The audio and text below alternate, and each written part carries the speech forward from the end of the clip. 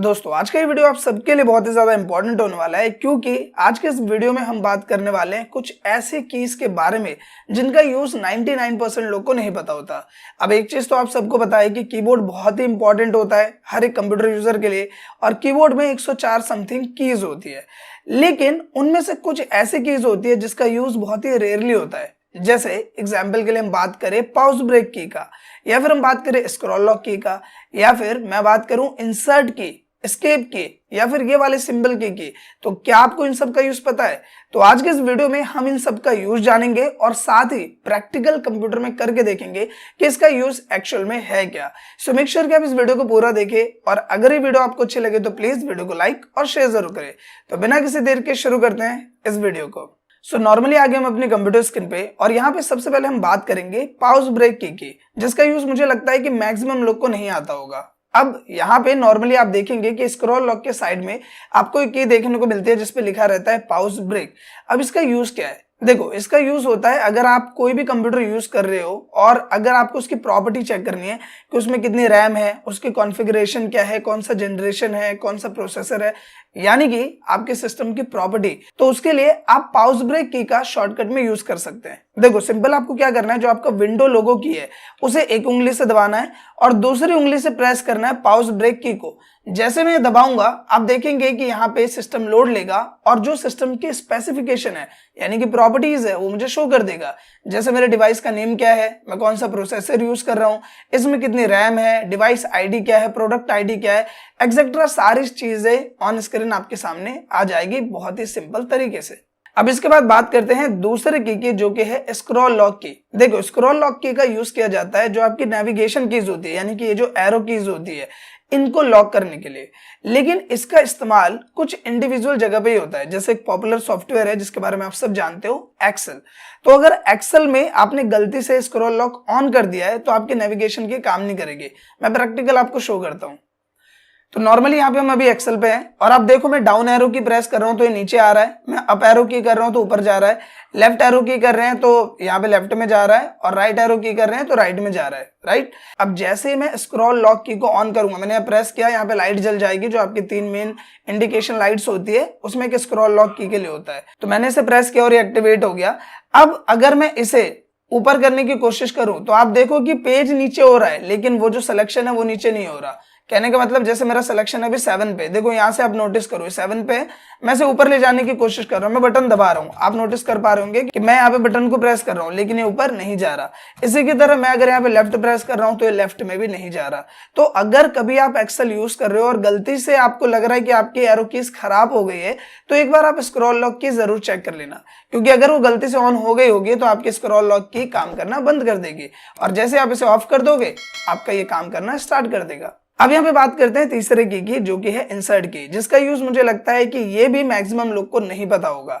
अब अगर हम इंसर्ट की बात करें तो जितने भी कोडिंग एडिटर्स होते हैं जैसे नोटपैड प्लस प्लस हो गया या फिर टर्बो सी हो गया, तो ऐसे जो सॉफ्टवेयर्स होते हैं वहां पे इसका यूज होता है और जिन लोगों को इसका यूज नहीं पता होता वो लोग बहुत परेशान हो जाते हैं। अब कैसे, मैं आपको एक्सप्लेन करता हूँ। सबसे पहले तो हम यहाँ पे नोटपैड प्लस प्लस खोल लेते हैं और आप इसके यूज को एनालाइज करना बहुत ही ईजी है, आप समझ जाओगे।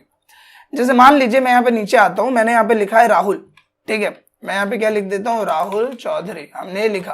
अब यहाँ पे आप एक चीज नोटिस करो, मान लो कि मुझे यहाँ पे राहुल के बीच में कुछ और भी लिखना है, जैसे सपोज मुझे लिखना है राहुल कुमार चौधरी या कुछ और लिखना है मुझे, तो मैं अभी यहाँ पे लिखूंगा। आप देखो ये जो कर्सर आपका ब्लिंक कर रहा है यहाँ पे एक वर्टिकल पोर्शन में आ रहा है और मैं यहाँ पे लिखता हूँ कुमार, तो ये बिल्कुल तरीके से आया, इसने लिखा और जो आगे में लिखा था उसको आगे मूव कर दिया, सिंपल।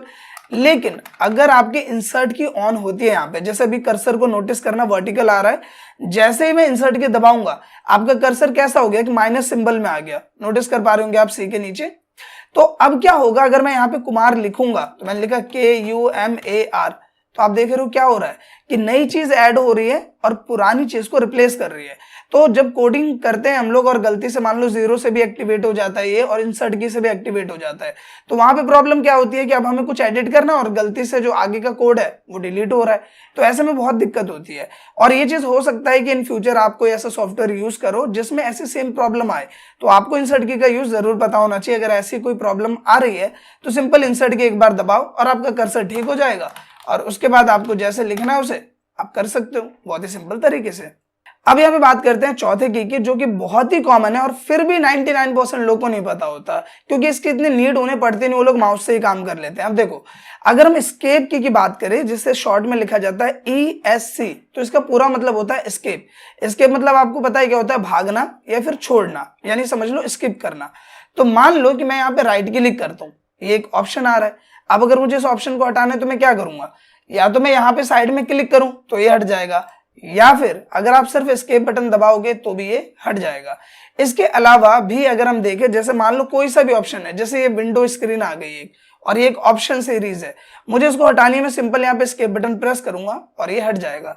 तो कोई भी ऑप्शन आ रहा है या फिर कोई भी ऐसी जगह है, जैसे कि अगर आपने टैली यूज की होगी, टैली एक पॉपुलर सॉफ्टवेयर है, अगर आपने टैली ERP9 यूज की होगी तो आपने देखा होगा कि वहां क्लोज करने का जो सिंबल है वो ऑन नहीं होता, और उसे हटाने के लिए यानी टैली सॉफ्टवेयर को स्किप करने के लिए हमें एस्केप बटन की मदद लेनी पड़ती है। तो कोई भी ऐसी स्क्रीन आ रही है जहां पे आपको क्लोज करने का सिंबल नहीं मिलता, वहां पे आप एस्केप की मदद से उसे स्किप कर सकते हैं। अब बात करते हैं नेक्स्ट की, जो कि मुझे लगता है ये वाली की भी जो है वो बहुत लोगों को नहीं पता होगी, क्योंकि लोग इसका यूज ही नहीं करते। अब ये आपको एक सिंबल दिख रहा होगा, अभी तक आपको इसका नाम नहीं पता होगा, मैं इसका नाम बताता हूँ। इसे बोलते हैं ऑप्शन की। क्या बोलते हैं? ऑप्शन की। अब बेसिकली मान लो कि जैसे मुझे इसको सेलेक्ट करना है, ये मैंने कोई भी चीज, यहाँ पे एक फोल्डर है, सपोज कौन सा फोल्डर हम सेलेक्ट करें, ये हो गया देहरादून प्लेसेस करके मैंने एक फाइल पे सेलेक्ट किया। अब अगर मुझे इसे खोलना है तो या तो मैं माउस से लेफ्ट क्लिक प्रेस करूं या फिर आप एंटर बटन प्रेस करो, आपके खुल जाता है, राइट। मतलब माउस में दो मेन की होती है, एक होता है लेफ्ट की, एक होता है राइट क्लिक। और लेफ्ट क्लिक के लिए आप एंटर बटन का यूज कर सकते हो और राइट क्लिक के लिए आप यूज कर सकते हो इस ऑप्शन बटन का। देखो, जैसे अगर मैंने इस फाइल को सेलेक्ट किया और राइट क्लिक किया तो इससे रिलेटेड सारे ऑप्शन मेरे सामने आ जाएंगे। इसी की जगह मैं इसको सेलेक्ट करता हूं और कीबोर्ड से मैं इस बटन को प्रेस करता हूं, तो आप देखो सेम वही ऑप्शन आ जाते हैं। तो सिंपल कहने का मतलब क्या है कि जैसे लेफ्ट क्लिक के लिए आप एंटर का यूज कर सकते हो, वैसे ही राइट क्लिक के लिए इस ऑप्शन बटन का यूज कर सकते हो। तो ये मेन वर्क होता है इस ऑप्शन बटन का। इन केस आपका अगर राइट क्लिक वर्क नहीं कर रहा तो आप इस ऑप्शन बटन की मदद से वो सेम काम कर सकते हो। सो आई होप कि गाइस ये जो 5 सीक्रेट कीज थी जिनका यूज 99% लोगों को नहीं पता होता, वो आपको पसंद आए हो और क्लियर हो गया हो। अगर ये वीडियो आपको अच्छी लगी हो तो प्लीज वीडियो को लाइक करें, शेयर करें, साथ ही कमेंट करके अपना फीडबैक जरूर दें। Thank you.